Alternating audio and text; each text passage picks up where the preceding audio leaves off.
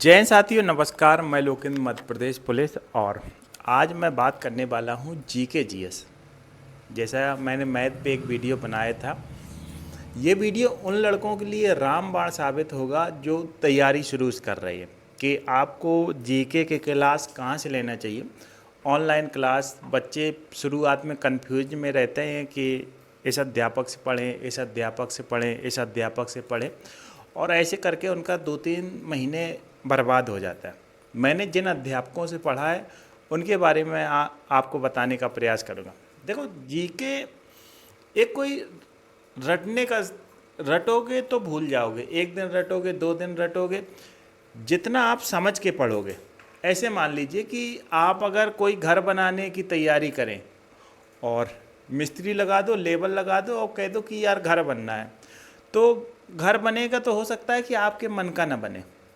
अगर आप पहले से तैयारी करोगे, नक्शा बनाओगे कि यहाँ पे बाथरूम बनेगा, यहाँ पे किचन बनेगा, यहाँ पे कोठी बनेगी, यहाँ पे मेहमानों वाला बनेगा, ये सोने वाला रूम रहेगा, तो आपका जो मकान है एक अच्छे से आप नींव रखोगे, फिर उसके ऊपर पिलर और जितनी मजबूती देना चाहोगे, तो उसी हिसाब से आपको जीके पढ़नी है। तो सबसे पहले बात करते हैं कि आपको क्या पढ़ना है। सबसे पहले आपको पढ़ना है भूगोल। भूगोल में आपको पढ़ना है भारत का नक्शा, फिर विश्व का नक्शा। इससे क्या होगा कि भारत के नक्शे से आपको भारत के जितने भी राज्य हैं और केंद्र शासित प्रदेश हैं उनकी आपको भौगोलिक स्थिति पता चल जाएगी, और पास में जो स्थित देश हैं उनसे जुड़ी हुई सीमाएं। जैसे बात होगी कि मध्य प्रदेश के आसपास कौन से ज़िले लगते हैं, तो आपके दिमाग में आएगा उत्तर प्रदेश, बिहार। तो ऐसे आपके दिमाग में आएगा दिल्ली कहाँ पे है, जो भी प्रश्न पूछा जाएगा कि। और आगे बात करते हैं किससे पढ़ना है। आपको टारगेट विद आलोक करके, पहली बार शायद आप नाम सुन रहे होंगे, मैंने टारगेट विद आलोक से भूगोल पढ़ी थी। और भूगोल उन्होंने जो पहला वीडियो है 1 मिनट का है, 1 घंटे से ज़्यादा है, उन्होंने भारत का नक्शा बताया है कि भारत के साथ कौन सा ऐसा राज्य जो पाकिस्तान के साथ सीमा बनाता है, नेपाल। 1.5-2 घंटे का है, वहाँ से आपको एक बार वीडियो देखना चाहिए। और जब आप ये कवर कर लें तो इसके बाद आपको पढ़ना चाहिए संविधान। संविधान किससे पढ़ना चाहिए? संविधान के लिए मुझे लगता है खान सर सबसे बेस्ट हैं।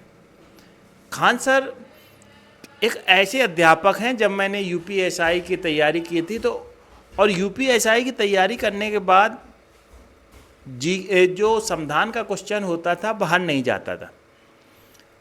उनकी क्लास में ऐसा लगता है कि अब आगे क्या होने वाला है, अब और आगे क्या होने वाला है, अब अगले पार्ट में क्या होगा। जैसे उन्होंने पढ़ाया, मतलब मुझे 250 से ज़्यादा अनुच्छेद याद हो गए थे कि पहला अनुच्छेद क्या है कि भारत राज्यों का संघ है, दूसरा क्या है, तीसरा क्या है, चौथा क्या है, पांचवा क्या। मतलब उन्होंने लगातार अनुच्छेद याद करा दिए थे और उन्होंने समझाया था जैसे ग्रामीण भाषा में नहीं समझाया जाता, उस प्रकार समझाया था।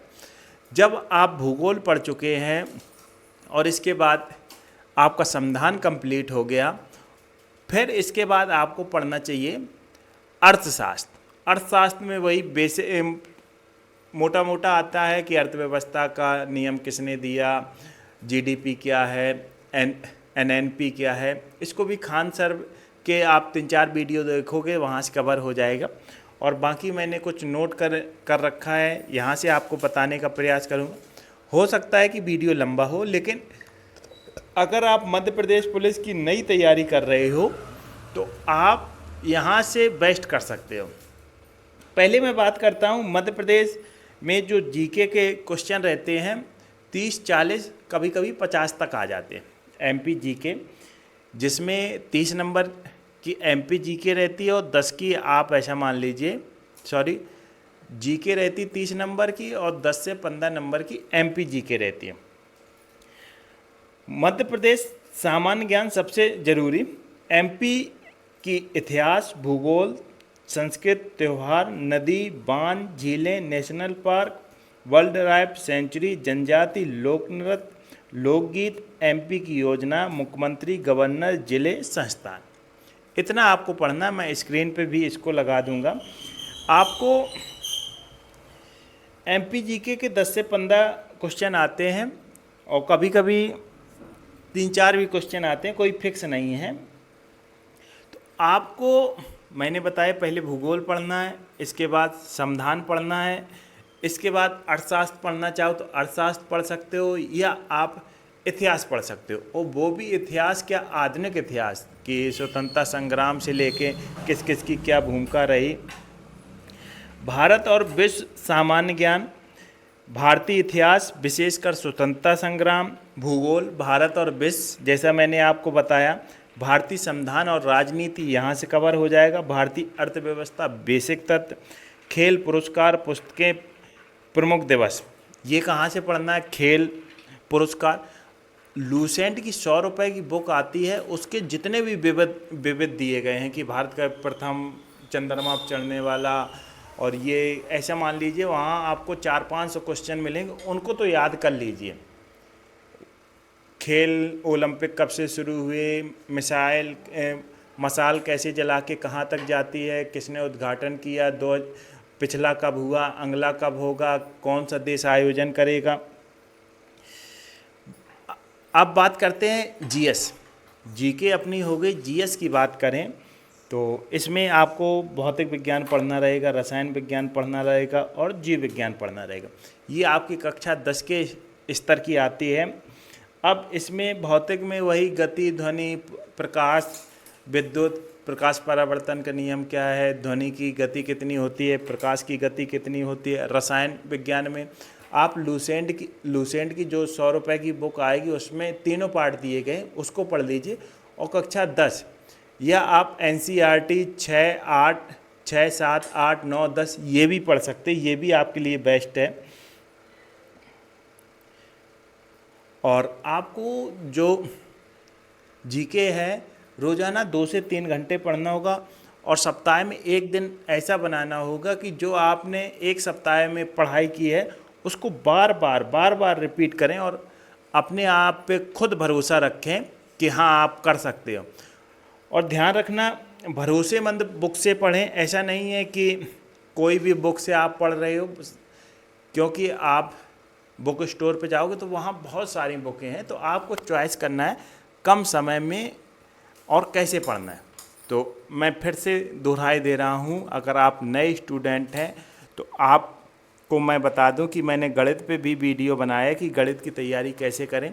आपको सबसे पहले भूगोल पढ़नी है, आपके पास ऑप्शन है, आप खान सर से पढ़ सकते हो, टारगेट आलोक से पढ़ सकते हो, विनर्स में भी टीचर हैं, इसके साथ साथ रोजगार विद अंकित पे हैं, एग्जामपुर में है, आप यहाँ से पढ़ सकते हो। लेकिन मैंने जो भूगोल है वो आलोक सर से पढ़ी है, खान सर से पढ़ी है, और अभी और अच्छे टीचर आ गए हैं, राजस्थान के एक सुभाष सर करके हैं, वो भी पढ़ाते, वो एकदम ग्रामीण भाषा में पढ़ाते हैं।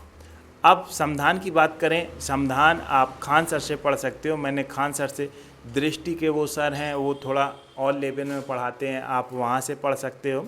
इसके साथ बिनार्स और कई यूट्यूबर हैं जहाँ से आप पढ़ सकते हो। अर्थव्यवस्था की बात रही, खान सर के 5-6 क्लास हैं, आप वहाँ से भी पढ़ सकते हो। इसके अलावा एग्जामपुर चैनल पे अर्थव्यवस्था के कुछ टीचर हैं, और बाकी आप और सोर्सेस करके पढ़ सकते हो।